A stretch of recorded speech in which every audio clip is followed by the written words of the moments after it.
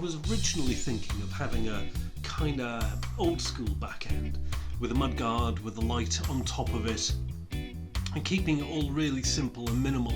But when you put it together like that, it just doesn't work. The problem is the seat and the rear subframe. Now the rear subframe is ugly in itself, but it works, and once you've taken off all of the extra brackets and stuff, I'm pretty sure it would look reasonably tidy. But the problem is it just doesn't work well with the seat, all of which is a bit of a puzzle, because I always thought that form and function should match each other. If it works, it should look good. But the seat works well and the subframe work well, but they just don't look good together. So I'm going to have to just go with the original design of the bike, I think, and use the rack to finish off the tail end.